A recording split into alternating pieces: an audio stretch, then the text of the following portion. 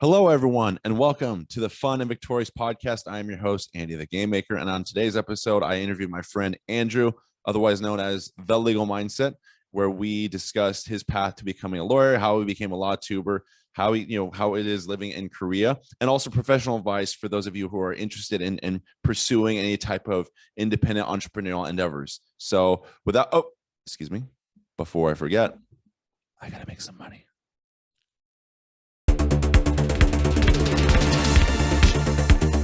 Crypto Cartel is a 2 to 8 player game where players must work to build up their own resources in order to accumulate as much cryptocurrency while playing through the main deck 3 times.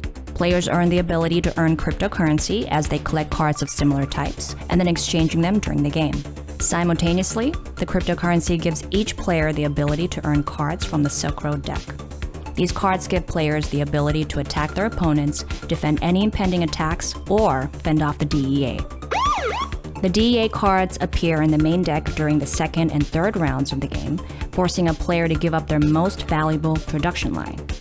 You must develop production lines with multiple cards in succession as quickly as possible, and in order to do this, you must make effective trades with other players.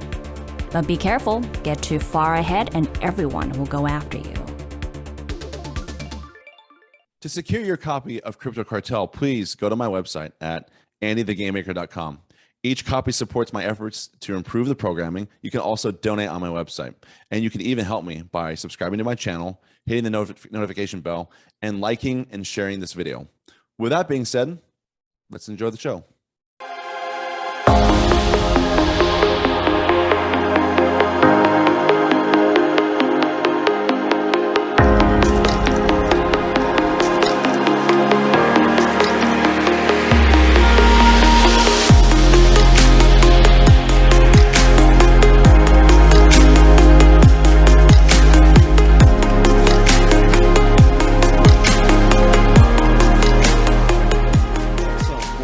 Again, thank you so much, everyone. On today's show, we have on this episode of Fun and Victorious, I have Andrew, AKA The Legal Mindset. Andrew, would you mind taking a brief moment to explain who you are and who you come from and how, I'd love to know your story as far as how you got into just the legal profession. Yeah, sure. So I'm Andrew. I go by Andrew Esquire. That is not my actual name. That is my moniker here, so I don't get doxxed. Because when I started LawTube, I was working for some rather large corporations, and well, they would not take kindly to what I was saying on the YouTube. But now I end up working for myself. I'm pretty much independent. I'm an independent contractor, working with a lot of entrepreneurs to help them with their businesses, working with small business to help them start and get a solid start out there when they're trying to go out on their own and become entrepreneurs and build their businesses. So that's what I'm doing right now. I'm from Miami, Florida, in the United States. I went to the University of Florida for law school. I actually did that as a career change because of the Great Recession or the housing crisis, the subprime market crisis, because I was originally a city manager. I was somebody who was helping run a small town in Western North Carolina. But when the economy tanked and the economy crashed, they had to fire people or let people go. And they had to do it in order of the youngest people to the oldest people, because the oldest people would have a discrimination claim against them if they, and they told me straight up, they said, it's not about your performance. I was kicking butt and taking names for them. And they've said, we would love for you to come back at some point, but we've got to make cuts here. And I said, you know what? I wanted to go to law school. I'd already been prepping to go to law school. I'd worked on a lot of legal issues. I helped the town study annexing into the neighboring towns, so sort of like merging 2 towns. So studying all the legal issues, I like that. And I discovered that law is not just in a courtroom, because as much as I like watching courtrooms, it's a love-hate relationship. I love watching them. I do not like being in them. So when I went to law school, I knew what I was going to do. I had already worked for 2.5 years, and I came in with a mission and an objective to be a more transactional lawyer. I think you cut out for a brief moment there. Andrew is fixing his audio. There you go. There we go. Okay, so Go ahead. Yeah, it's just this one's sensitive. But the point is that I knew I didn't want to do courtroom stuff. I knew I wanted to do other stuff. And it just so happens that the other stuff paid a lot better. Ended up working in Orlando for about 5-6 years, representing some big companies. Think you guys have heard of Universal Studios. I worked with a lot of Disney shell entities. I never would represent Disney directly, but I would represent their shell entities, which they would use to do all sorts of, well, let's just say interesting things. We'll put it at that. I still have some attorney-client privilege there, but learned a lot about corporate, and I'd previously done government. And after I'd done that, and then I ended up working in-house counsel, I really felt in myself that both government and corporate America, there's something lost. There's something missing. There's something rotten at the core. And that's when I started reading books like The 4-Hour Workweek by Tim Ferriss. I started reading books like Unscripted by MJ DeMarco, Millionaire Fastlane. He also wrote that one. Similar concepts, but stuff that really pitches for your own happiness, for your own sanity, and also for your wallet. It is just so much smarter to go out there on your own, try to do your own thing, whether you're a consultant, whether you're starting your own business. So I said, you know what? I want to go down this road. And it just so happened that I had friends that were getting really involved in YouTube. A lot of them were getting involved in the dating sphere, what people call the manosphere. Seriously? It sounds like a gay nightclub, but it is not. Wait, is this? I'm sorry. Is this the same manosphere that was associated with Jack Murphy by chance?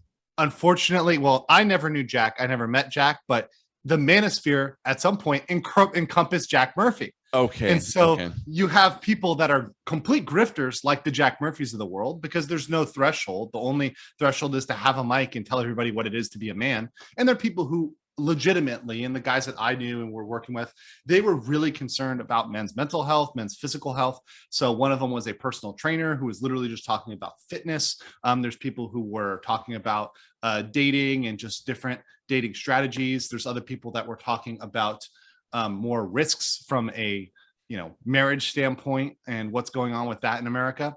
And that kind of got me interested. Now, some of those things I'm interested in, but I didn't want to just talk and frankly, in some cases, whine about what's going on with men and dating and all that. I said, you know what? I want to cover legal topics. And it just so happened that coronavirus came. Now, for some people, Corona, I think, was a horrible thing for them. Some people lost their jobs. Some people, this threw them completely off. For me, it was the best thing that's ever happened to me, because it gave me time to reevaluate my job, to work remotely, to get with companies that allow me to work remotely, allow me to work 100% remotely, and do that, which I still do to this day. I still have a day job, if you'd call it that, but it really is a consulting job that I can do whenever I want, as long as I turn in the work, get the work product done. They don't care if I do it on Korea time or on America time. So I still do that, but I started to do YouTube. And in the beginning, I wanted to do very evergreen content, very neutral content.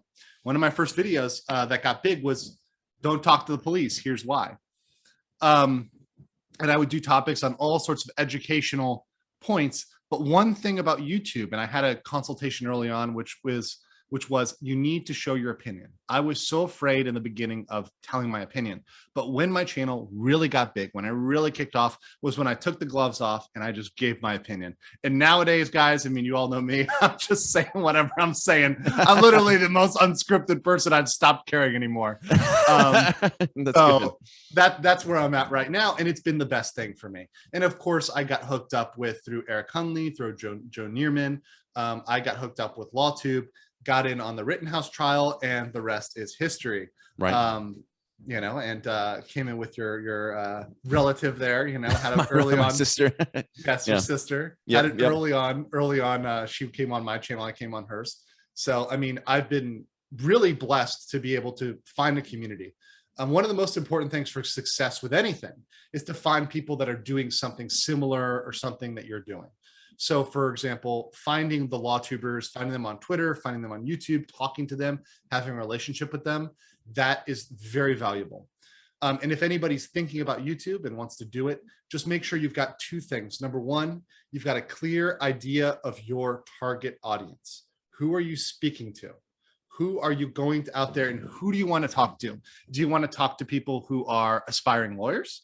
Do you want to talk to people who are interested in the news, interested in legal news? Do you want to talk to people about, well, these manosphere guys are talking to people about dating. There's a different market, and you have to be speaking to those people and delivering what they want. Because ultimately, when you're creating content, same with a business, are you giving your customer, the people that are listening to you, what they want to hear? And also, are you giving them the type of content they're interested in? And I don't mean saying what they want to hear if it's inauthentic. Right. It's going to come off very clear if you're the Jack Murphys of the world, if it's inauthentic. If what you're saying doesn't line up with your actions, doesn't line up with your lifestyle, it's not going to work. Right. Would you mind? Sorry, I hate to interrupt you. Would you, for those who aren't familiar with Jack Murphy, Andrew, would you mind just briefly, I don't want to. If you're okay with this, explain just who Jack Murphy is, just for the uninformed audience who's listening, who's watching this. Sure, I'll try to keep this monetized.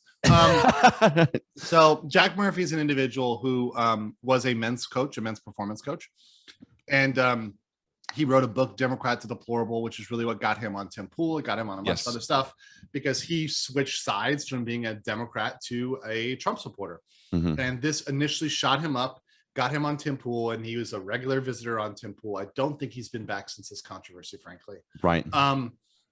But it was discovered very recently, the last month or two, that he used to engage in adult filming activities that involved him being him doing very non-masculine things. Let's just put it that way. Right. And him allowing his girlfriend to sleep with other men. And that was something that he not only did, but he advocated for. Right. And said it was part of your, mindset, everything else like that.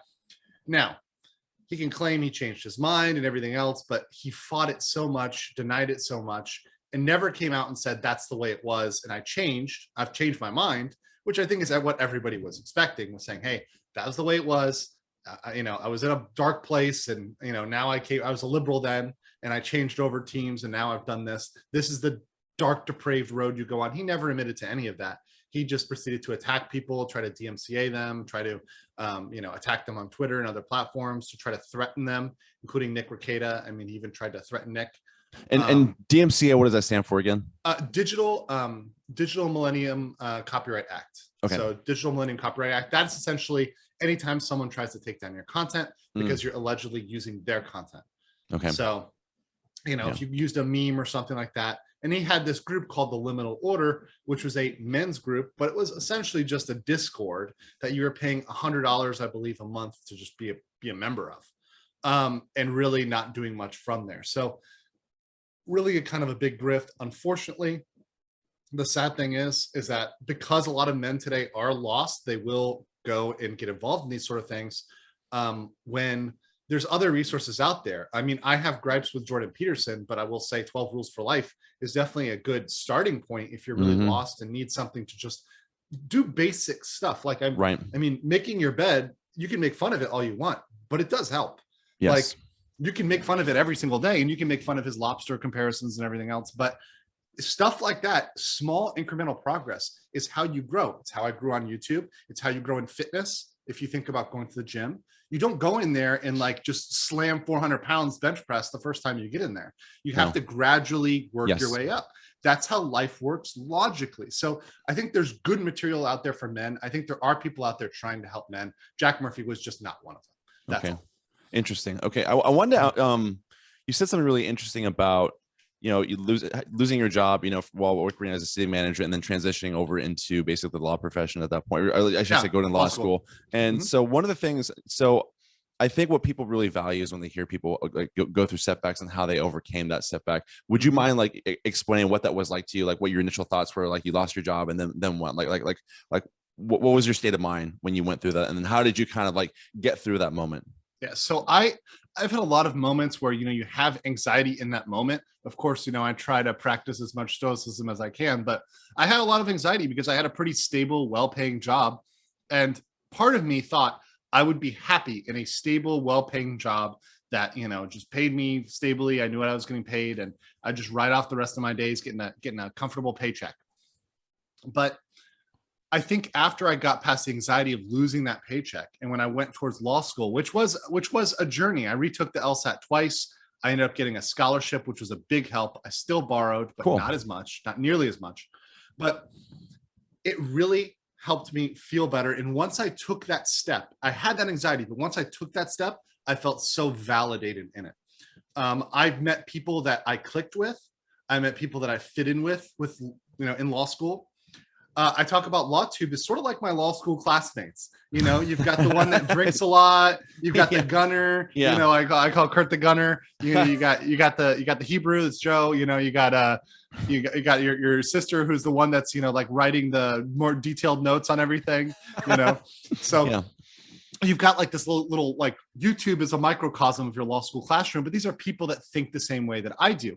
I can talk to these people because they understand different sides of the argument and they can have conversations that I love to have, which debate different ideas, but without going to personal attacks. Right. Because I love to be able to have a conversation.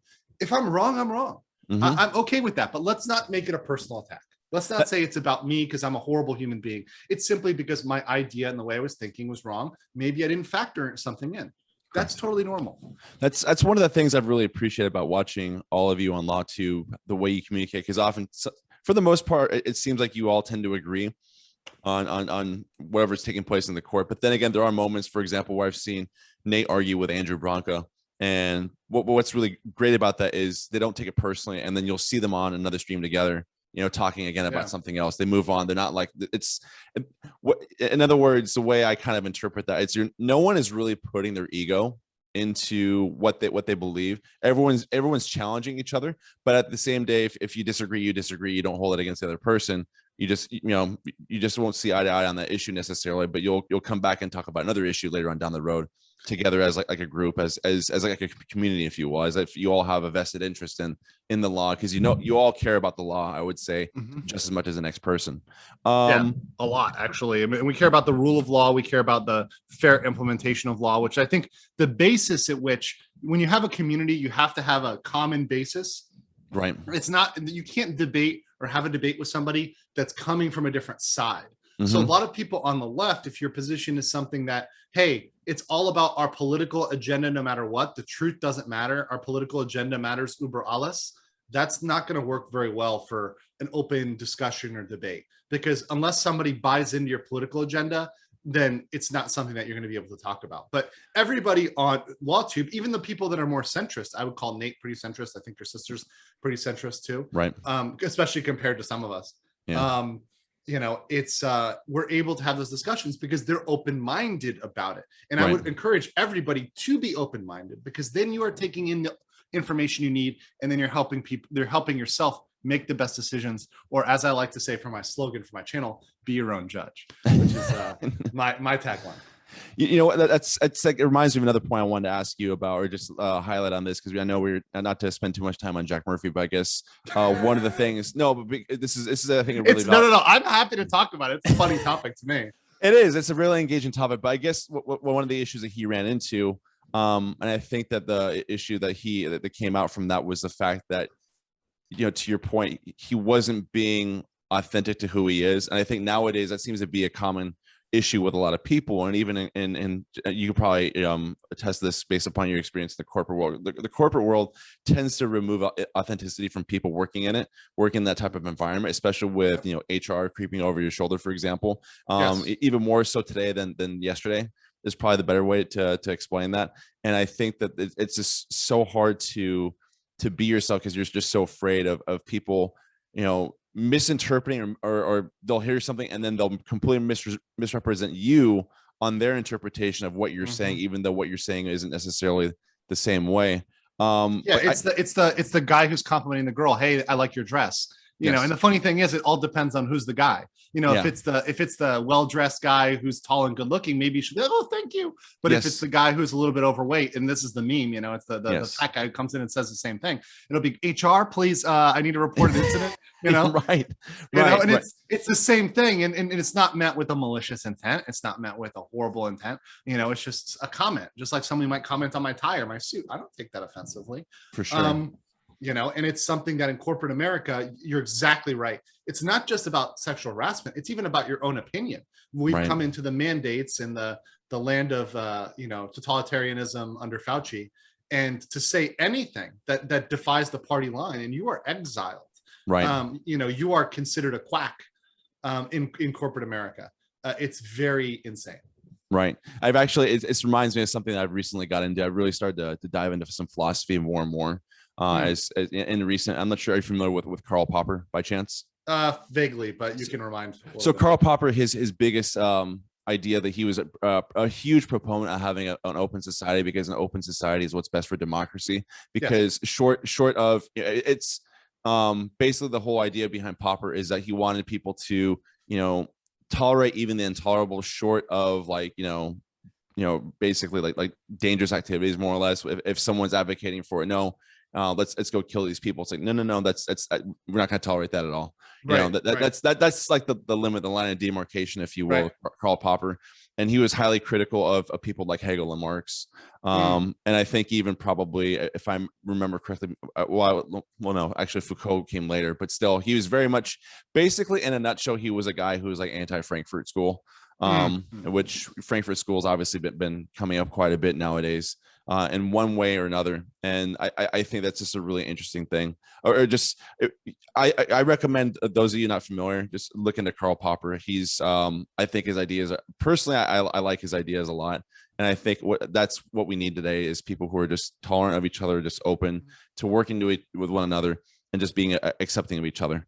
I totally agree with that. I think we want not just an open society, we want a transparent society, and it's so much better for our psyche, for our society, when we're just able to be open and say, this is what it is. Let me do my thing. You'll do your thing. Totally fine. Except for, like you said, those certain lines of demarcation, which we all agree on, murder. And, now some of these lines of demarcation, I think the goalpost is being moved.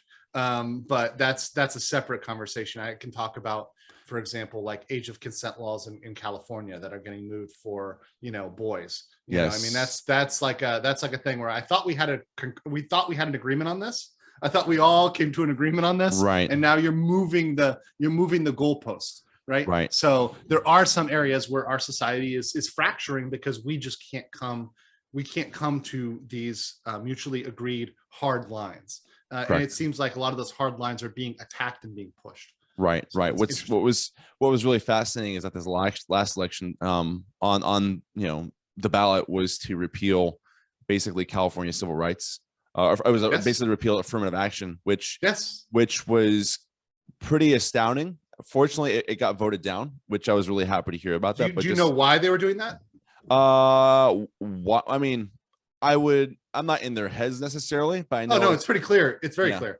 No, it has to do with. I know why. What the initial objective was basically to hire specifically based upon race is what it was. Yes. Yeah. That's what it was. And to discriminate against white and Asian students. So students and other people, for example, they view Asian Americans and Caucasian Americans as privileged. So equity requires that you don't hire in an equal way. You hire in an unequal way. Right. So to mandate unequal hiring to make up for perceived past inequities. Correct. And this is suddenly going to fix everything because now we've got these requirements in here to make you do these things. So that's why they want to repeal it, because they don't care about equality. That's the language shift. Language is important. That's why you do not hear about equality anymore. You hear about equity, which is a totally different concept perceptually than equality. Yeah, that just reminds me of a point that I wanted to raise with Joe. I was on his live stream last night. This is something I wanted to address with him, just because in general, I think what's really interesting, because you're using the word equity, and I think what's really horrible is that it's not presented in the most literal sense of what it actually means.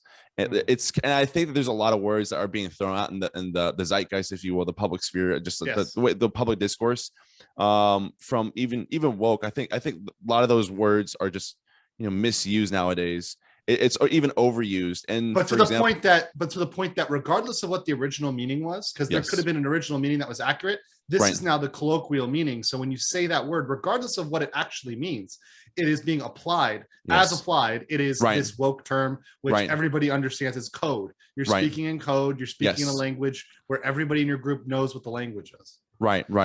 It's my only concern about that is that if once you start overusing a word, it starts to become nebulous. It starts to lose its meaning. It's kind of like the word fascist. Fascist is used like a little. Everybody's a Yahtzee and a fascist and a white nationalist. Like no matter what, you're far right. Alt right was one that's been alt right. Everybody's alt right. We're all alt right. Here's everybody's alt right. Here's a new member of the alt right. Comedian Yanis Pappas. That's his last name. Are you familiar with him? No, I'm not. What is he? What is his so he got a strike on YouTube recently because he made a video without going into too much details. He made a comment about a specific observation about gay rights parades, but basically because his kids are out in the daytime, and he's all for gay rights, but there's certain activities that take place that he was very uncomfortable with as a parent, and he like giving lap dances to kids. I mean, like that sort of thing. Yes. So it was along those lines, and he got a YouTube strike for that. And it was he's just very much dumbfounded by that. And it's ridiculous. And this is a common trend though, but this is a trend where this sort of psychology eats its own. There are people who are members of the LGBT community that are just saying, look, I'm supporting this. In fact, a lot of the original people, the people who were there at Stonewall and people who were fighting for rights, they're like, look, we really have the rights that we've wanted. We've got those rights now. Right. We're not being thrown in jail just for having consensual sexual relationships with that is not happening anywhere in the United States. There's nowhere in the United States where people are being thrown in jail for consensual sexual relationships with other people, regardless of their gender. That's not happening at all, period. So it's like, okay, that's what we really cared about. Now, for most part, we got the civil unions, you got marriages, you've gotten that barrier. Where else are we going? I mean, where do you have to go beyond that? And when people start moving into these fringe areas, because the struggle never ends, because the struggle session has to continue forever in perpetuity, that's when people are finally saying this pendulum is swinging too far. There's got to be a correction against it. When, for example, I talk about J.K. Rowling a lot. She is a hardcore feminist. She is by no means favorable to men at all. She still spouts a lot of lies, like about the gender pay gap. Shout out to Nate the lawyer who debunks that often. I talk about it as well. He talks about it in the context of U.S. women's soccer, but in general, it's a myth. But she'll still spout myths like the gender pay gap and other things like that. But she just doesn't acknowledge, essentially the trans movement. And because of that, she's excluded. So it's eating their own. And eventually this will happen because their interests are not aligned. They're in conflict. Right. Not all of these groups can have power at the same time. Only certain ones can have the most power in this oppression Olympics. Right. It's that this plays kind of into the Herbert Marcuse school of thought. Are you familiar with him? No, I'm not familiar. You're dropping a lot of good names here, but I'm learning. Oh, for sure. No. So Herbert Marcuse, he's responsible for writing The Paradigm of Tolerance. And so he basically said we need to, be intolerant to those who are even tolerable to the intolerant. And he talks about how we need to censor, pre-censor even individuals. Oh, yes. I've heard of this. Yeah. Yes. And basically we need to, eliminate all the bad ideas, from the start, because all this stuff would have prevented, World War II from happening, so on and so forth. And this guy was basically a Marxist. Again, he's a Frankfurt School guy. So they all seem to come from the same place, which is really, sad, but that's basically where that comes from. So I wanted to ask you, so, one of the things that came up, when we were talking about you getting to the legal profession is, taking risks, right? And I just wanted to see, like, what were some of the biggest risks you had to take when to get to where you are today? I think some of the biggest risks was having an opinion. I was so afraid to have a strong opinion. as you guys know, I have strong opinions on a lot of things. And I was really afraid to voice those strong opinions. Right. And, after talking with people and just consulting, I said, I've got to do it. I've got to take a chance. People aren't going to like it. But something I've learned is, and I deal with this in my personal life as well, I don't try to please everybody. There's going to be some people that will not like me, that will not like my content. They're going to hate it. There's people that are my friends and family that if they, when they see my content, they're not happy about it. Right. Because they've got a different political stance. They've got a different political take on it.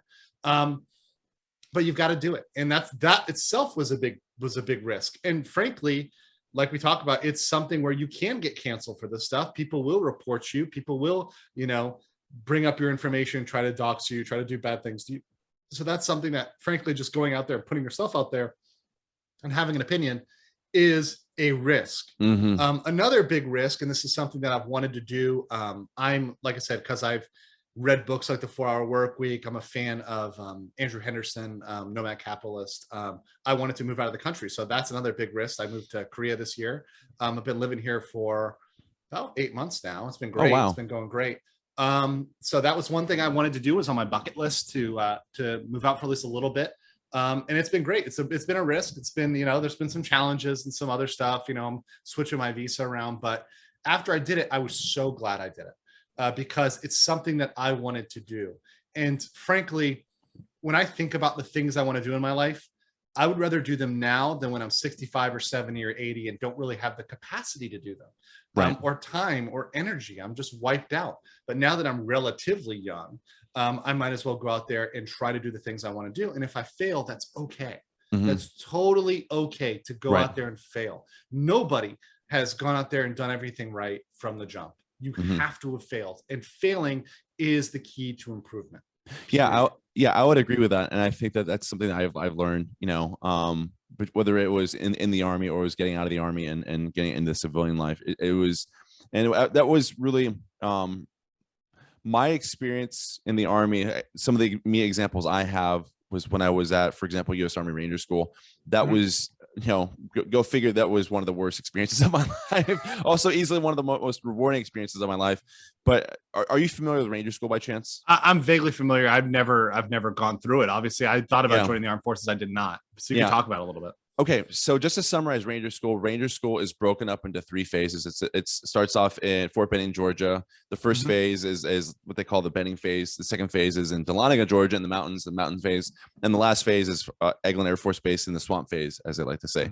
So you either will, you'll pass a phase, you'll either recycle a phase, or you'll completely fail altogether from Ranger School, and they'll boot you out. I had the pleasurable experience of recycling all 3 phases of Ranger School back to back to back. So my friends joked with me, "Oh, Andy, you should have 2 Ranger tabs." After having graduated from Ranger School, after recycling every single phase, and it was the most grueling experience of my life. But I learned so much about myself. I learned a lot about like intestinal fortitude, just not giving up. It's kind of like what the whole idea of setting yourself up for, I guess, expectation management is probably the best way to put it. Regardless of what you do, whether it's doing a YouTube channel, whether it is going into Ranger School, going to the army, doing whatever, starting a business, you have to expect, okay, this is going to suck a lot at first. Yes. And once you can accept that mentally, you can go on and just take the punches, but also take the small wins as you move forward, just little by little over time.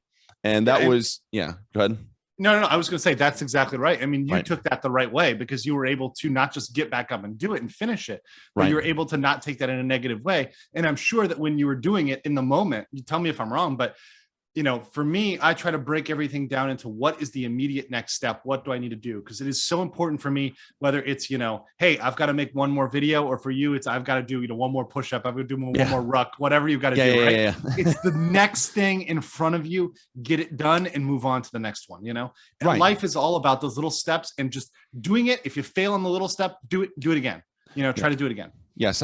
I think one of the best ways I've ever heard it phrased was from, are you familiar with Chris Williamson by chance? Vaguely.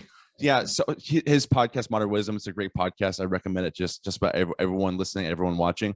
Well, one of the things that he said, that life is, it's always a decision, and it's everything, adds up, incrementally over time. You can choose to get up at like 5 a.m., for example, and go work out, or you choose not to get up.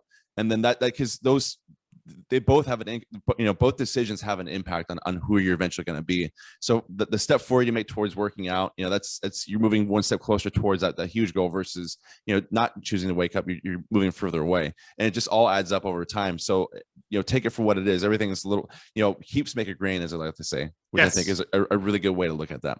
And you will fail. I mean, with YouTube, I failed in the beginning. I was spending a lot of money. I was spending my lot of money on videos, on editing, recording, and the format I was doing in the beginning, frankly, wasn't working. It wasn't growing my channel. It wasn't working.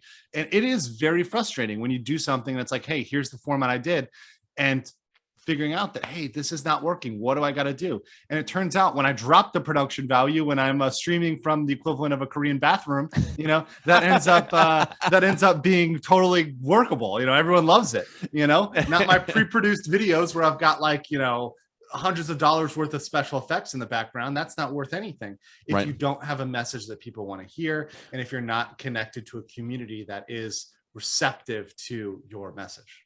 You know what, that's interesting, because it reminds me of it was, you know, I talk about, you know, philosophy and getting into philosophy recently, and I was listening to something earlier about like the pre-Socratic philosophers. You have Thales, you had Anaximander, but then you have Heraclitus, and Heraclitus, he's famous for saying you can't step in the same river twice. And because everything is in flux, life is consistently in flux, and it's you know, you have your good, you have your good, and you have your bad. You can't have joy without sorrow, you know, and conversely, sorrow without joy. But the thing is, it's kind of like being an entrepreneur. Everything is consistently in flux. You're constantly having to experiment. You have good days, you have bad days. It's just the way it is, and you have to embrace that for what it's worth. I have days where I feel like King Kong and ain't anything got shit on me, and I have days where I feel like I'm a complete failure. I'm going to do nothing. I mean, that's part of the journey, but that's part of your experience. And just understand, it is normal to feel that way. Humans are not meant to have a set. This is a false perception brought on by social media, brought on by Instagram, on by TikTok, where people are always happy, right? And they're always happy. You're always at the static happiness. Let me tell you, some of those people, and you know, the girls, let me tell you, being in Miami, I dated some of these girls. A lot of them are miserable, but you would never tell that from their Instagrams. You will never say, you look at their Instagram, you look at their social media, they look like they're having the time of their life. They are so depressed, you know, so medicated. It's insane. And so don't let people discourage you by their success or by their, you know, the fact that they started at the same time as you and they're ahead of you. That's not something you should think about. Think about yourself and what you're doing, and understand you will feel like crap some days. But the key is that you get up and you do the thing. Right. Exactly. Whether that's going to the gym, whether that's setting your diet, whether that's writing something, if you're writing a book, whether that's making a video, if you're on YouTube, do the thing. Just do the thing. No matter how you feel, do the thing. That builds a habit. And that is more powerful. That is more powerful than any other thing, is setting that habit and fermenting good habits. Do you feel like you learn the most in the face of failure or setbacks, or when do you think you learn the most? It's a combination. I learned from both. I learned from both failures and setbacks and victory. I have to tamp myself in victory because I get a little overzealous. You know, I get too excited. You know, I'm like, I'm going to do this, and I'm going to do this, and I'm going to do this. And, you know, I like, all right, incremental steps. Let's start with one thing you're going to do now. Right. So I think with success and failure, but with failure, I have more honest and frank searching of why I failed. And it tends to be a little bit more accurate. I think in victory, sometimes I won't know why I'm successful. Because so, for example, you know, is it because what I'm doing on my channel, for example, is necessarily great? Or is it because I just hit a topic that was trending and, you know, that's something I hit? For example, I covered Derek Chauvin. That got hundreds of thousands of views, but then that dropped off immediately because that was a trend du jour. You know, earlier last year, I think mid last year, July or so, I got tons. I got monetized. I was like, hell yeah, we're doing this. We got this. But a lot of those people were just people that came through and disappeared. Right. So it took a change and a stylistic change and failure when those people left that I realized, okay, I'm failing to do something to retain them. What am I going to do to retain them? What am I going to do to build a community? So I think that in that way, failure may be more reliable. So do you think that the reason why some of these so-called Instagram or social media, you know, females in Miami that you met who were very upset and miserable, do you think that they were upset because they didn't really understand their failures collectively, or they didn't really take a moment just to actually internalize everything and what that meant? They weren't doing any analysis on that. It was like a constant. Are you familiar with Maslow's hierarchy of needs? Yes. Briefly. Yeah. Okay. So just the basic principle is at the bottom, you have like food sustenance, like shelter, you know, physical safety. And at the top, you have self-actualization, because, you know, in a weird way, their instincts are on the lower level of, you know, maintaining this lifestyle, you know, maintaining their food, shelter, and the lifestyle that they've portrayed, because that's something they're always worried about. They don't have time to self-reflect. They don't have time to think. They're just in this world of chaos that is something where they don't have time to remove themselves and step back. Some of the best times in my life have been, for example, when I was fired and I had free Yep. time to really think, to really say, is my life, Andrew, is your life going in the direction you want it to go? Are you Right. going to be happy sitting in a law firm office, being the old guy in the office, 80 years from now? Are you going to be happy with that? Do you want to have to be somebody's bitch for the next 20, 30 years in order to get where you're going? Is that what you really want to do?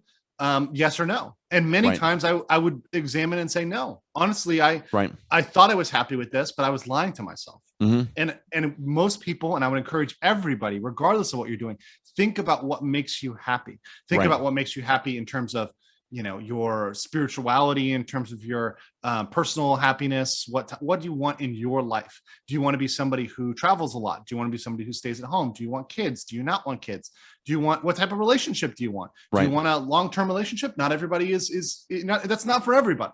It's, and I say that very openly. It's something that everybody needs to really think about. Don't just go with what society tells you, and don't just go with what everybody else is telling you to do. It may not be in your best interest. You are the only person who can determine what makes you happy. Right. Correct. No, that's all really good advice. Yeah, it's just really interesting. Just like, like thinking about like my own setbacks getting out of the Army. So one of the things that I faced and encountered, I had this expectation, and so here's what's really annoying. Well, at least what was annoying was the fact that I left the Army. I didn't really give myself much of a plan because I had this expectation I was an officer, because everyone kept on telling me, regardless of what walk of life from the Army, and it's people who actually didn't transition and try to be a civilian, so they didn't actually know what it was like to transition to leave the Army and do anything for that matter. And so what people did was, oh, you're going to get a job no matter what. I'm not sure if I mentioned this. I went to West Point, and people are like, oh, you're a West Pointer. You're going to get a job no matter what, wherever you go. That's what they say. Yeah. They say that. And so they give you this sense of false confidence. I even had people, so live about me, I transitioned. I wanted to pursue a creative career. I wanted to go to film school. And those plans didn't quite pan out as I wanted to. Also because some of the people I was like leaning on, and as far as trying to get into film school, people who actually were in film school, I don't think that there's any like a horrible intent with the things that they were telling me, but they were kind of like unintentionally misleading me in a lot of ways and giving me this false sense of security moving forward. And because of that, I didn't really plan things out completely. It wasn't that happens horrible. with law school too. That happens with med school. That happens with a lot of different things. That is not a unique experience, although it's unfortunate that you went through it. But I try to save people, and I'm sure you would do the same thing. Right. If someone was trying to go to film school, you'd tell them, hey, here's the reality. Here's the real reality, because too many people lie. When I have people ask me, should I become a lawyer? You guys inspire me to become a lawyer. I say, stop. I said, think if you really want to be a lawyer, because frankly, a lot of what I do doesn't require me to be a lawyer. Having an opinion on the law, that does not require me to be a lawyer. It's this idea. I guess we as human beings have a horrible tendency to, we see things and we think, oh, that looks really cool. That's going to make me happy. And we don't really take the time to think about that. I learned about this. There's a book that I'm reading with my daughter. It's called Big Ideas for Curious Minds. And and there's this one philosopher. How old is your daughter? She's 6. Okay. Okay. So there's this one section on Simone de Beauvoir, and one of the things she says, and she's kind of like a feminist philosopher, if you will, like second wave feminist. But one of the things that she said was that, we oftentimes think we want certain things, but we don't really. So we don't need to buy like fancy stuff. And one of the things that she was famous for, she would come to the US, go to New York City, and she would go to these dime shoe stores and buy shoes like on a dime, basically on a dime budget, because she was like, these are amazing. These are great shoes to be just being sold for a dime. I don't need to buy fancy ones. These are just as adequate. They look just as good. But that's the problem with us, is we have this idea of, oh, this extravagant life, all these things. It was a grace. It was, really fortunate for me to not have gone to film school, because I was looking to go to the big ones. I was looking to go to like USC, right? And what people don't realize is, to go to a school like that, it's like a home loan. It's like a home loan in student debt to be able to go there. And same thing with law. I mean, it's pretty much a entire house right there. Right. And one of the things I did, though, was being in Southern, because I still moved back to Southern California, which is where I grew up, and my wife's family's out here too. And one of the things that I did is I'm still very adamant on being a creative person, and eventually breaking into film again. But basically what I learned at that time was I was like I told myself I was a USC student by proxy. I helped out with a lot of the student films at USC, like the graduate films, that is. And I made like quite a few friends there. And I had this one friend who was, it was her last year. She was helping my buddy with his thesis film. And she was telling me she was all stressed out. And she said, Andy, I almost feel like you have it better than all of us, because we're about to graduate. I'm about to accumulate this huge, amount of student loan to basically pay back. And that's coming due in 9 months. Yeah. And so I need to figure out how I'm going to pay that off. And she was like stressing out about it. But the good thing was, I have no doubt in my mind, this person would actually, I think this person's going to do all right. The fact that she had this attitude tells me she's being very responsible about it and just trying to be proactive about it. But at the same time, I was married at the time, and then I was about ready. I think at this point, I might have had my daughter, but there's no way I could, honestly try to have a family with something like that hanging over my head, like that much student loan.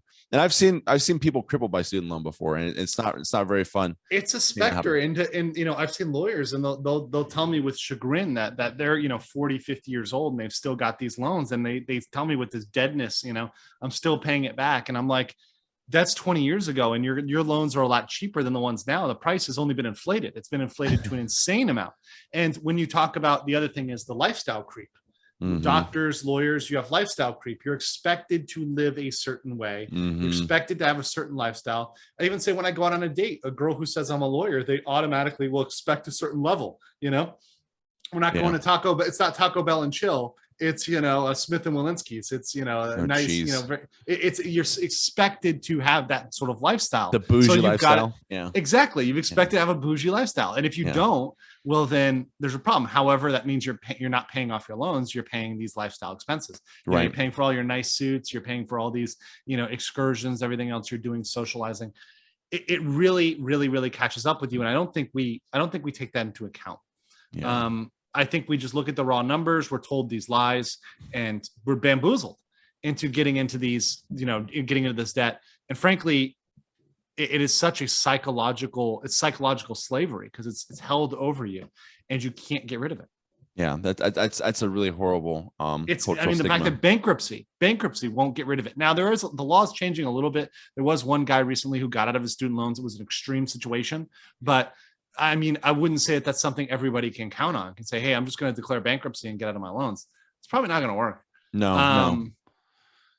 9 out of 10 times. And I think, like to the point that you and I have been kind of addressing here little by little, I feel like if you really want to become something, you have to have that entrepreneurial spirit to really figure. And I'm sure you could speak to this at length as well, but like, not everybody has it. I will say that not everybody has it. Yeah, no, that's true. It's all about problem solving, right? Yes. It's the ability to problem solve. And I think that's something that people really need to consider, whether it's starting a small business and, at some point in their lives, or wanting to become, independently self-sufficient, so to speak.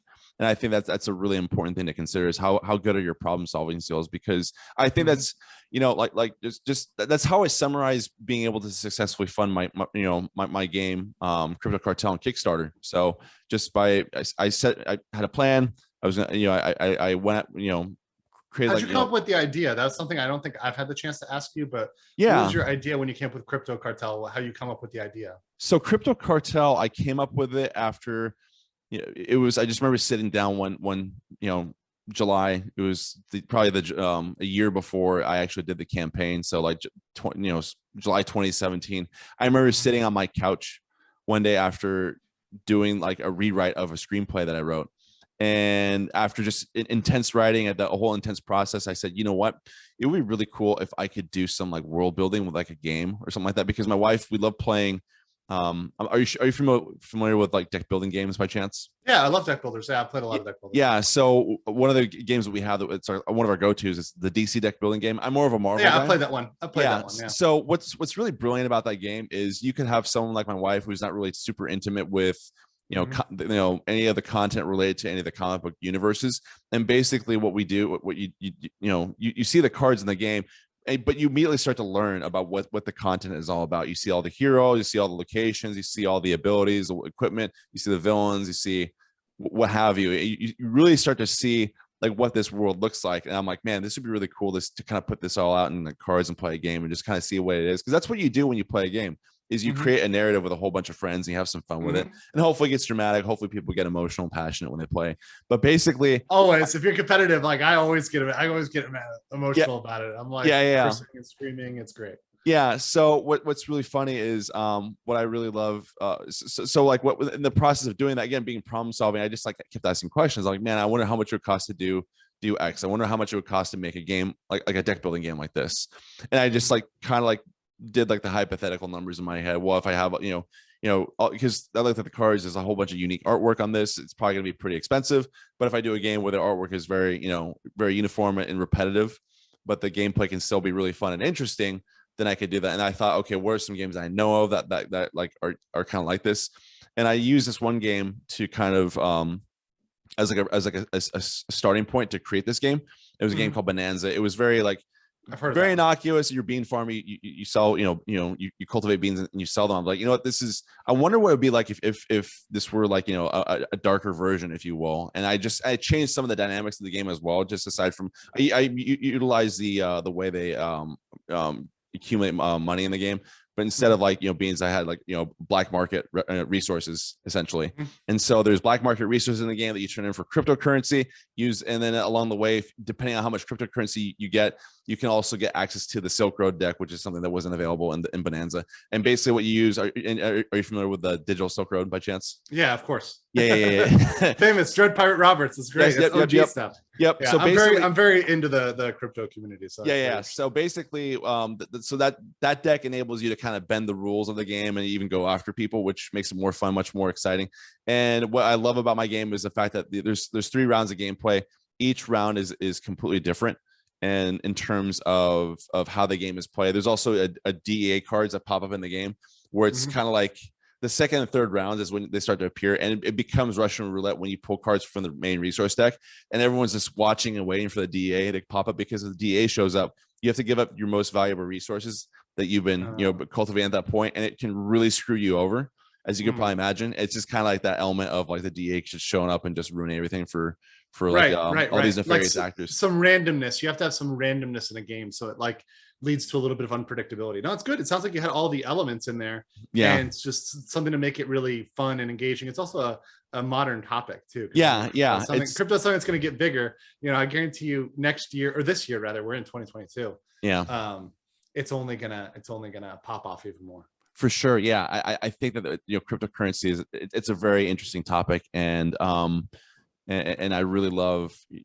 I've been into Bitcoin, Ethereum for like, what was it, like 4 years now, I suppose. I think it was 4 or 5 years now, I guess. It's been, I've had a lot of fun watching Bitcoin, Ethereum just like explode on in like I guess the blockchain, if you will, in the market.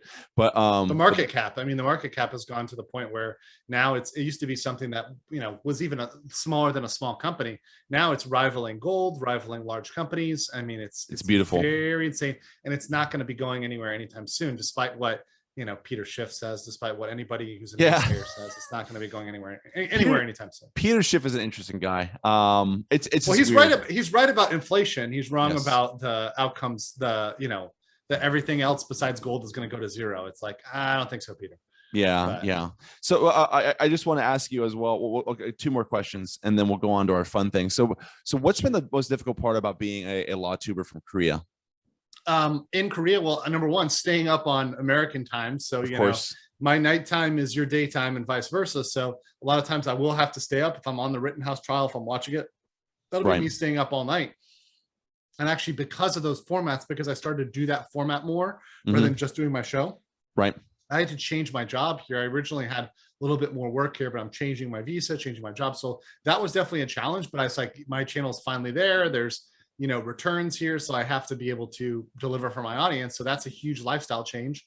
So now I'm sleeping at odd hours. I'm not just, doing this thing when I wake up, and do it once a day and that yada, yada. And I'm doing a lot more research, a lot more innovation, a lot more stuff for my locals. I just did a book club today. We reviewed The Real Anthony Fauci. I'm going to post that. It's going to be really great. I had my supporters get on. So we were all talking, we, see each other face to face. Yeah. It was really amazing. So that was really a great conversation. And yeah, just being able to build a community has taken a lot of time and effort and thought. And it's something that is a challenge because I constantly want to innovate. I constantly want to bring more value, and think about how I can do that and how I can mesh that with my life, because I do other things. I don't just do LawTube all day, every day. You know, I do have another part of my life here. So that's been an interesting thing and a challenge for me, but it's been great. I mean, it really has been great. Korea has great internet, so that's a positive here. Despite the fact that I may be up at weird hours. Also, the convenience stores are 24/7. So I can always go to 7-Eleven or GS25 or eMart, and they're open all night. That's cool. That's really cool. Well, what do you like about Korea so much? Let's see. Well, obviously the food, the women, and the culture, the efficiency, the cleanliness, the lack of crime, and the general politeness. Customer service levels are ridiculously high. Wow. Yeah, so all of those things. I mean, those are all like one or two of those could have been enough, but there's a lot of things that just make it very convenient. I'm also a minimalist, so I don't need a massive apartment. I don't have family. I don't have dogs. I just need really a bed, a nice place, decent. I'm on a couch right now. That's great. Right. I don't need that much. And for me, that's totally fine. It fits together. Also focus on just efficiency. When I get on the metro, I can get on my app, check where I'm going, and I will be there almost at that time because everything is punctual. Everything is on time. Interesting. Very well run. So I really love it. The seasons are a little rough for me, I will say, as a Florida man, as a Miami kid. It is like Russia cold right now. In Seoul. Yeah. But that's the one, you know, that is an issue in a lot of places. Do you run into any like active duty a lot. Military? Yes, I've actually met with a lot of military here. So that's actually something I end up doing behind the scenes. They'll contact me and they'll say, hey, let's meet up, and I'll have a beer with them or some soju all the time. And to clarify for people listening, you mean American military, right? US military? Yeah. Yes. ROK military is not really going to reach out to me as much. No. Not watching my content. But of course, American military, there's actually a significant amount. One of the first guys I met up with in Korea was American military.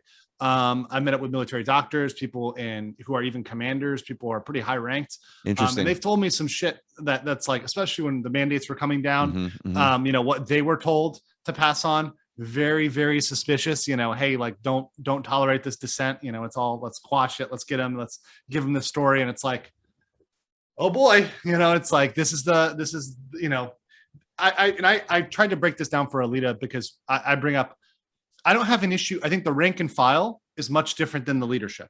Right. So you have to break those out. And when I make something that's, you know, hey, the military is woke. Well, I'm not talking about the rank and file. I'm talking about the leadership. I'm talking about the people that Biden can appoint and that, you know, can be put into place and that know that there's an agenda. And they're part of it. And frankly, they're the ones who are just yes, sir, no, sir, and executing the orders. At the highest level.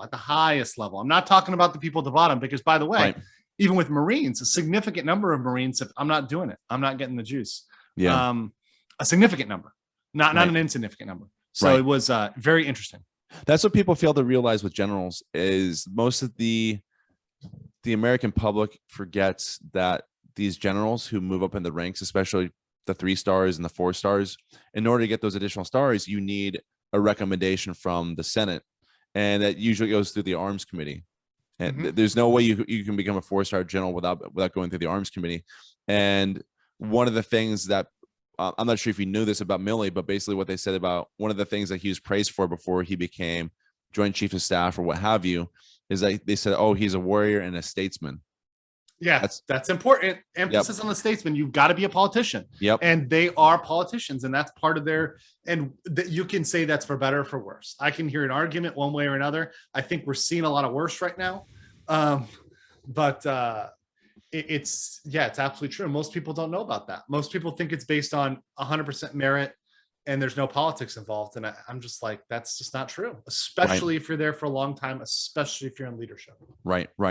And I want to ask you one more question, just because we could keep going like for hours. I feel like there's a lot that you and I can cover. But one of the questions I want to ask you before we jump into some fun here is, you said you had some gripes with Jordan Peterson. I'm just really curious to hear what those gripes are that you have with him. Sure. And like I said, I think that there's more good than bad out of Jordan Peterson. I think that everybody, and look, I can agree with people on something and take wisdom. This is something that I've learned as an older person. People don't need to be people where I accept everything from them and everything they says is accurate. Right. Sometimes my friend who's a fitness coach, I listen to him on fitness. I don't listen to him on finance. Yeah. Right. You know what I'm saying? Like he knows what he's talking about. When you're talking about getting abs, he knows what he's talking about. He does not know what he's talking about if he talks about, like, I don't know, 401ks, crypto, whatever, investment, stocks, equities, options. I'm not going to ask him about puts and calls. Right. He's not going to know what the hell he's talking about. And that's fine. Nobody is perfect. And in fact, it's better to have people that have silos of expertise. And Jordan Peterson has some areas where he's extremely sharp. He's extremely correct. And other areas where he has no freaking clue. Right. And I think one of my biggest gripes is his view on, and this is, I think, part of his depression, part of his struggle, is his view on marriage, his view on, kind of, he's one of those guys who's, I call it a little trad con, the kind of like marry up and marry these girls and make them into good women, and it's like, well, that's not how it works anymore, Jordan. Maybe it worked that way 40 years ago or 20 years ago, 30 years ago. And I think he went through a lot of internal strife through his daughter, Michaela Peterson, and her divorce and what was going on with her and, all of her family relationship. I think that bared a lot on Jordan because of everything they were going through. And that's kind of counter to his narrative of just kind of sticking it out and, going through the tough stuff. But he doesn't realize that nowadays there's just so much incentive in the West. I mean, it's so difficult to keep marriages going for 20, 30, 40, 50 years. That's just not something that in the modern era is easy. I'm not saying it's impossible, but I'm saying it's very difficult, and the laws and the society is against you. So that's something I have a problem with Jordan Peterson on. What's really interesting is the fact that if you think about the way society has changed so much over the past, you could go use just like 100 years, go back to women's suffrage compared to what it is today. I feel like things are way more expensive nowadays. And I think what's really interesting is the fact that women have been pushed into the workforce so much that it's harder for people to have families because of that. Because I think women are, bear a huge responsibility. I mean, they're the ones who eventually make the babies is basically what I'm trying to say. I mean, men can't really make babies, right? And that's a very objective, like Jordan Peterson said, everybody says it's a women make the babies, men don't. That's at the end of the day. I don't care what you believe in terms of, LGBTQA++. That's a fact. It's not going to change. Right. And I guess where I'm going with this is basically that because things are becoming so much more expensive, cost of living so much higher, especially, I mean, take it from me, I'm from in California, right? Live in one of the most expensive states in the union. And it's just with the cost of living and the taxes, it's incredibly burdensome when trying to have a family. I mean, fortunately for me, my wife and we have 2 kids, but it's getting to we are seeing some breaking points in our lifestyle because we both work. And so it's getting to the point where she's going to have to quit her job. And that's the choice that she wants to make because of just the stress and having, the stress of 2 kids and then with one more on the way because she's pregnant now. So that's kind of like that where the rubber meets the road in this instance. It's something that we're going to have to decide here very soon. But basically, you have financial, and that's financial. But then you have happiness. Is she going to be? And this is, I think, the biggest lie is that the lie that's been told to women is that they'll be happier in the workplace than at home. Right.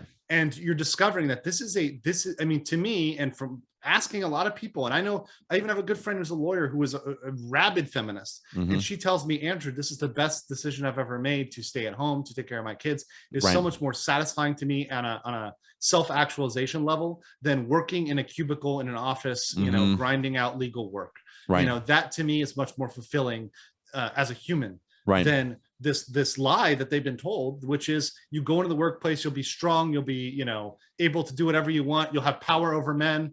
And that's just frankly not the way it works. That's biologically, in terms of intergender relationships, it's just not how things work. It's just so funny to hear you use, I mean, like from the way you represent them, which I think this is true to an effect where it's like, it's this obsession with the power dynamic, having power over people. And it's all about power dynamic. It's all about power. The dialectic for the feminist movement is power, is the wheel of power, and everything you do is Frankfurt School. It's all the same thing because the socialism, it ties right into that because it's, hey, we want to take back the means of production. And hey, we want to take back, the control over the family. And it's gotten to the point where it's not just control, it's domination. Right. And that's not sustainable. You can't have, one person dominating over the other. And also, number one, I think it goes against the natural balance. I think that frankly, most people, when they're put in that position of having to control, having to do it all, having to be the man and the woman, most women are miserable in that case. Right. I have a good friend who does a lot of stuff in the manosphere for the African-American community. Look what goes on with their marriage rates in the single mother, single family households. Right. It has not been a good outcome. It has not been a good outcome. And it's to try to say that bringing that to other communities is going to lead to proper outcomes, and bringing that to other groups is going to lead to justice and all this other stuff. No, it's just going to lead to a divide between men and women, where you have men, the whole MGTOW movement, men going their own way. You have men saying, we're just not going to engage. Right. We're going to go do our own thing. We're going to be happy by ourselves. We're not going to engage. We're going to leave you alone.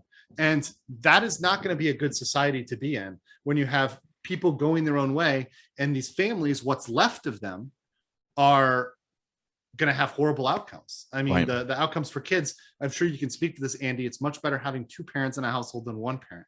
Oh my gosh. Yeah. It goes without saying. It's fulfilling. I think it's incredibly fulfilling. I love being a dad. I love being around my kids. And I think that's just it is that we're also pretty involved with our kids as best we can, even though we both do work full time. Like, so for example, on the weekends, we'll take both our kids are now in swim. My son just got into it. He's only 2 years old, but we just got him into swimming classes. And what's really great about it is we get to watch them.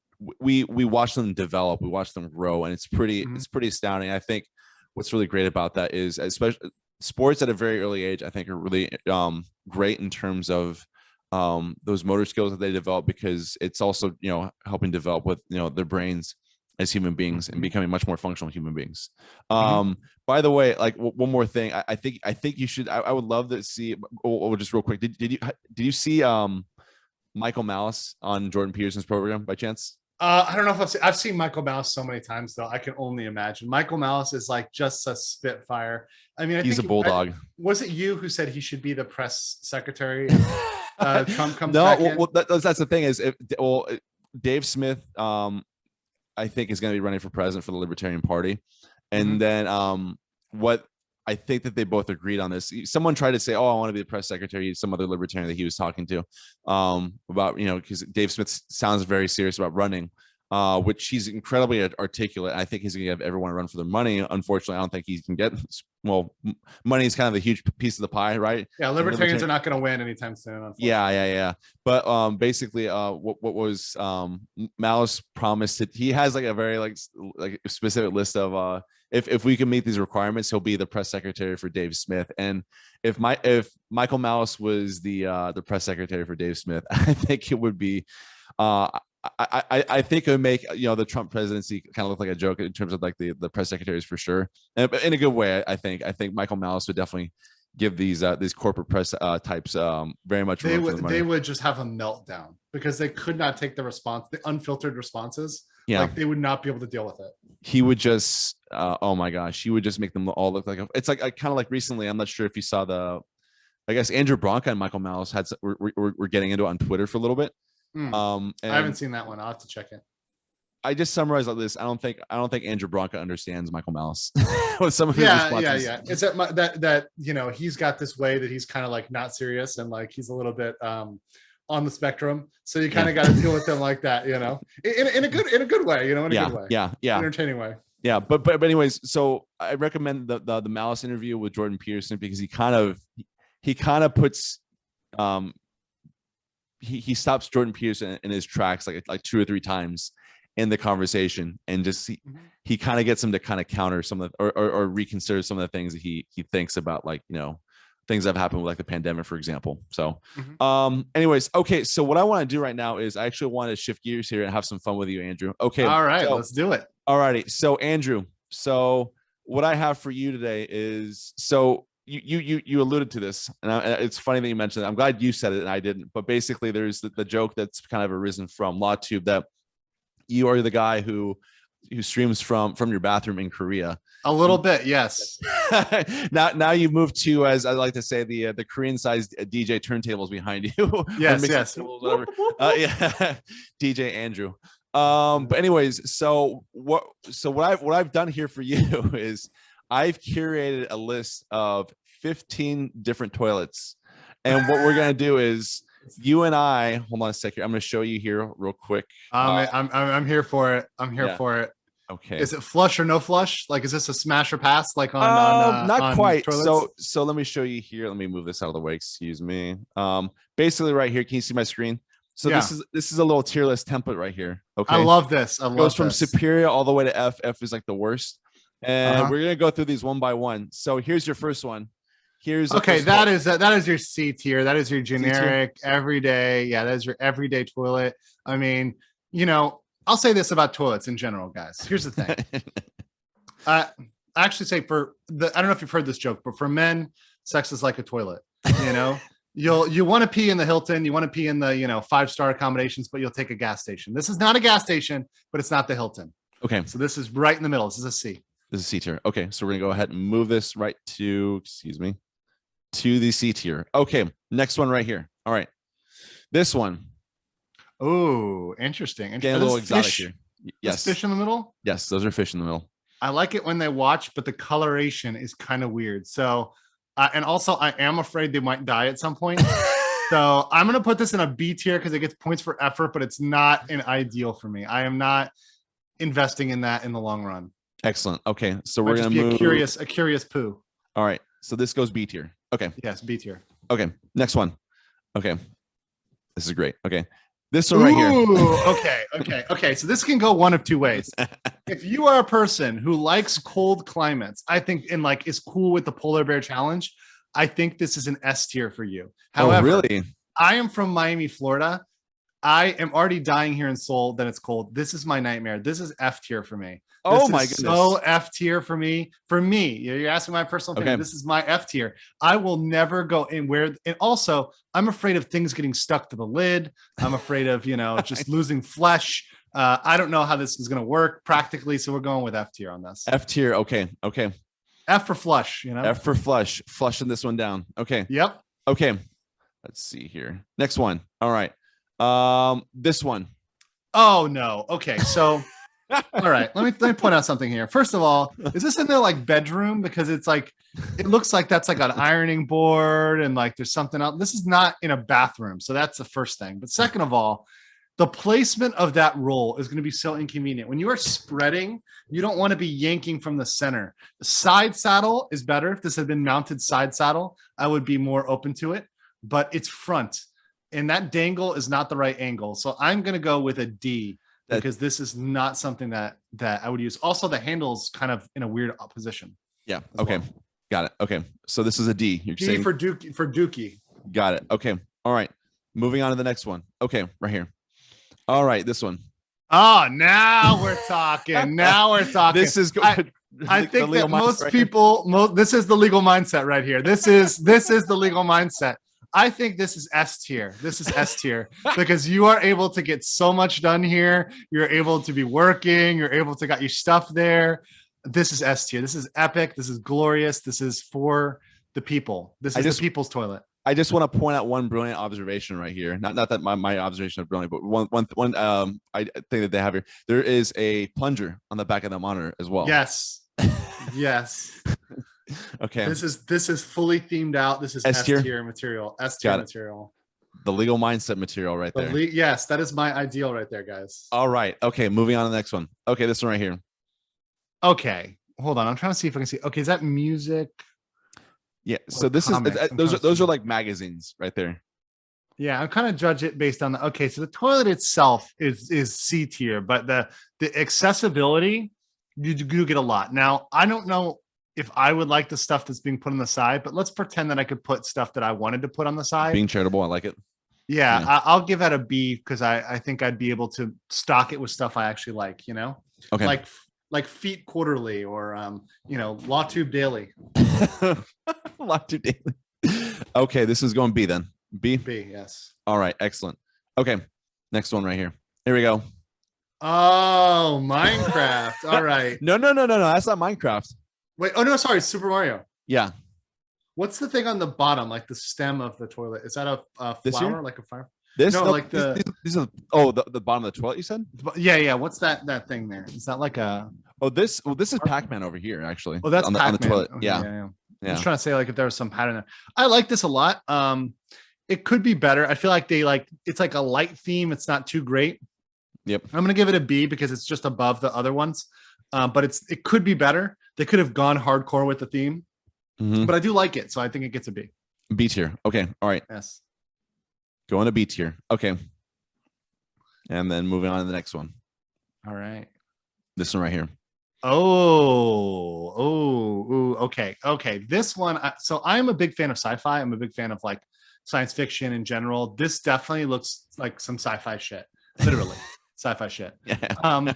So it looks like you could get a real modern poop out of this one. But yes, the only thing that keeps it from S tier, because I do like the theming, I like it, is for me as a giant, I'm 2 meters 6'6". This would be very cramped for me. So I'm gonna put this in an A tier. This gets A tier because I really like the theming. I just want more space. That's the only thing. But I will put it in A tier. All right, this one's going to A tier. Our first A tier right there. Yes. Okay, perfect. All right, here we go. Okay. I'm sorry. First of all, I'm a man who wants some separation, I mean, this is too intimate. And let me tell you, if my buddy is dropping a deuce in my visual range, I'm not gonna be able to concentrate on the game. This is something that I don't like. Also, you're hunched over. It's bad for your back. It's not good.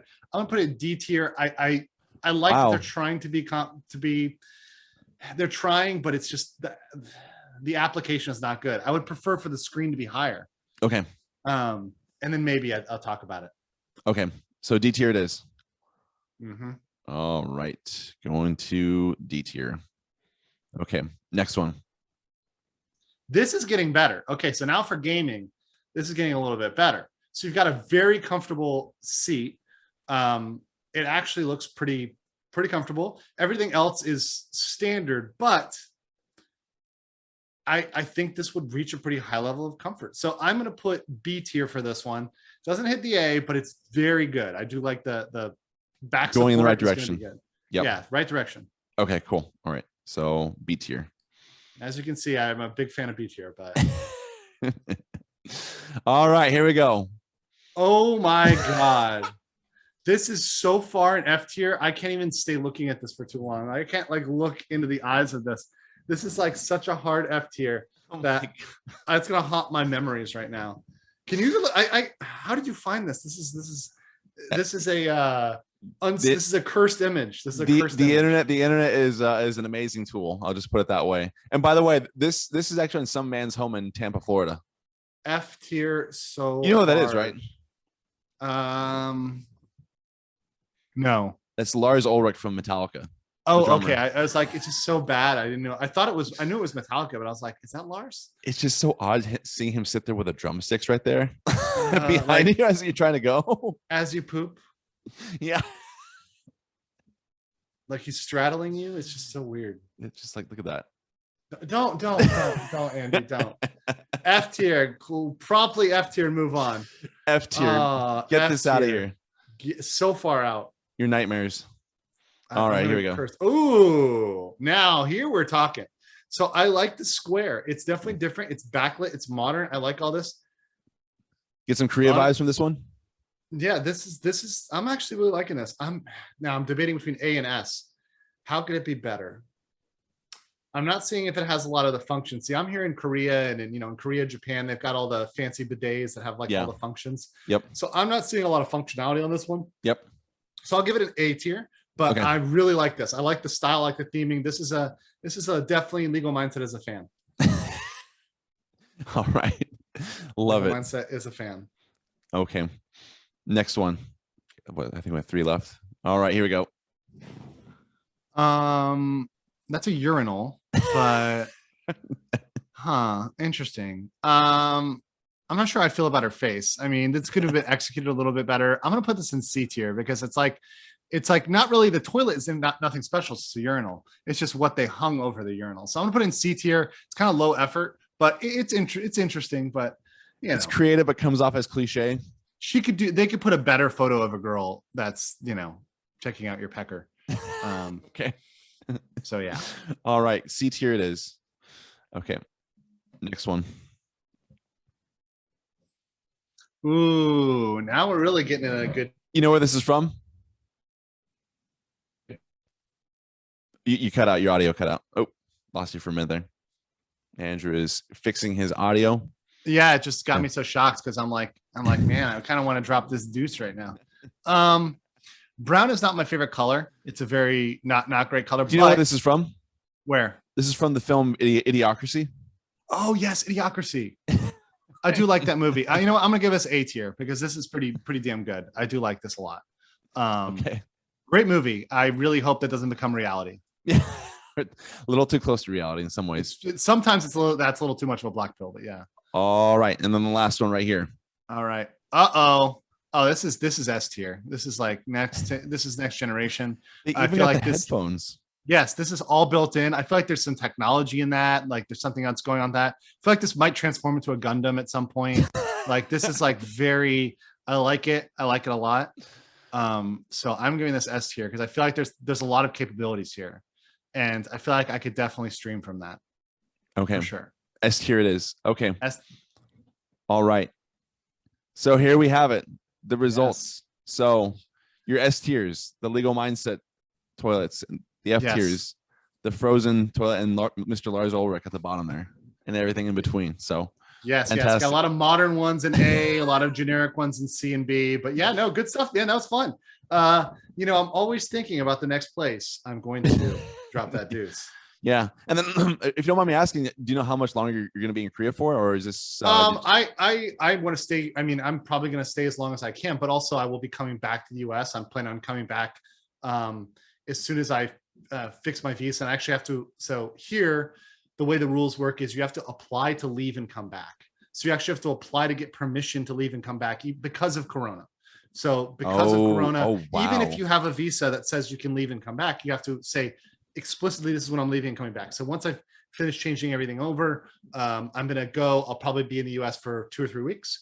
I'll come back here. And then I'll be back in the United States, definitely in the summer. But I'm planning on staying over here for a while, at least. I do like it a lot. And like I said, one of my goals was to have a lifestyle where I could live kind of independently.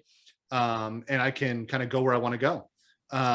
That's sort of one thing. If you've ever listened to Andrew Henderson, Nomad Capitalist, I'm kind of a big subscriber of, going places where you're treated best. And also, maybe parts of the year being one place and part of the year being another place. Mm-hmm. That's one of my goals in life, is that I'll be able to go from one place to another place. Miami is great, but not all year. Right. I'd rather be in Korea during the summer than I would rather be in Miami. But during the winter, it's glorious. I'm missing it a whole lot. So sure. That's part of just making your own decisions and being your own judge, whether that's being the own state you're in. When I grew up, my family, they would go up to North Carolina every summer. Right. And that kind of got the idea in my head of, hey, you're not fixed. You're not like a serf that is bound to this piece of land. I mean, yes, your family are there. Yes, this and that, but you should really try to look at the places that mesh with your lifestyle, mesh with your happiness, and try to maximize that. And also part of that is taxes as well. I mean, living outside of the United States has a massive tax advantage. For sure. I'm not even going to lie about that. Right. So I definitely am maximizing that. And once again, as a single person, no kids, it's not really an issue for me. For sure. That's great, man. It sounds like, you know what, man, it's like, it's weird because people have like this double, I guess a double meaning in terms of just like how you look at the word, like, envious. Envy can be a bad thing, but it can also be a really good thing. I think that's what one of the things Nietzsche was very much what he says. It's envy is not a bad thing. It's actually a good thing because you see what someone else has, and you want to try to bridge the gap between from A to B. And I think I'm envious of a lot of the things you can do in a good way. Like I have a lot of respect for you. I have a lot of things. You're living your life in a way that makes you very happy, which I think is really great. I think that's what we all aspire to do in one way or the other. And it's been a lot of fun knowing you, Andrew. I haven't known you for very long, but like just seeing you on all these live streams, seeing you participate, also like seeing you all like shape the conversation around like all the other current events have been happening, like in particular like the Rittenhouse court case. Potter, that must have been really great for you in terms of exposure. It was not just exposure, but fascinating to talk about. It's a fascinating legal issue. It's something I feel very strongly about. It's something that I wanted to talk about. It's something that we wanted to expose to the world because I was all about transparency, all about, getting the facts out of there, all about exposing BS prosecutors because this happens all the time. I tell this story all the time, but I dated a state attorney way back in the day. And there's a lot of times when they were going ahead on cases where I was like, and I would give them shit. I'd be like, hey, you really should drop this case because it's kind of bullshit. But it's like a political thing where, hey, we're taking all of these to trial. That's our position as an office. So we're doing that. And it's like, to me, it's like, okay, but to me, that's unethical, but okay. And just seeing this as a thing and needing to stop it is really something I'm glad I've been able to expose to the world, glad I've been able to talk about. So it's been a blessing for me, and I'm so thankful to be able to do this. And of course, everyone should search for what their happiness is. My happiness and my lifestyle is not perfect for everybody. In fact, a lot of people wouldn't like it at all. Sure. And I have to make some sacrifices to do that, and some things I'm giving up. I love some things about the United States. I have a lot of guns in the United States. I do miss going out and shooting my guns. I do miss some things. I'm restricted in terms of curfew here in Korea. We have a 9 p.m. curfew. We still have to wear masks in most established. Oh, your audio cut out again. Oh, you lost audio briefly. You're good. I can't hear you still. Sorry. You're saying some really good things. There you go. Okay. There we go. Yep. It's not that you get arrested for not wearing a mask. You won't in public, but if you go into a store, you've got to wear them. You got to wear a mask, and you've also got this curfew. And to me, those are things I don't like, but there's no country I'm going to be able to go to. And I've traveled a lot. I've been all over Europe, South America, Central America. There's no country that you're going to go to that has no cons. Mm-hmm. Every country, every state has pros and cons. Yep. Even Florida. I love Florida. I think it's one of the greatest states in the union, but it's humid as hell. And we have hurricanes. So, I mean, there's that. And there's some areas where traffic is really bad, where the road infrastructure is not built out as much. It's not caught up to the influx. Mm-hmm. I admit that. That's totally like, so there's always going to be a con. You just have to say, can I live with this? Is this something I can mitigate? And hey, maybe I want to live here and here because I appreciate two different elements. It's just something everybody should think about, I think, for their own happiness. Should really think about what makes them happy in their lives and try to build a life that's going to make you intrinsically happy. For sure. Yeah, no, I think I just to sum it up and to, what you're saying basically is, and this is why I advocate with people I work with. I try not to tell them what to do. I'm not a big fan of someone who I don't like, subscribe to that type of thinking where it's like, oh, you should do this. You need to do this. It's like, no, you live your life. I don't have to live with the decisions that you make. You do what makes sense to you and make the best of it.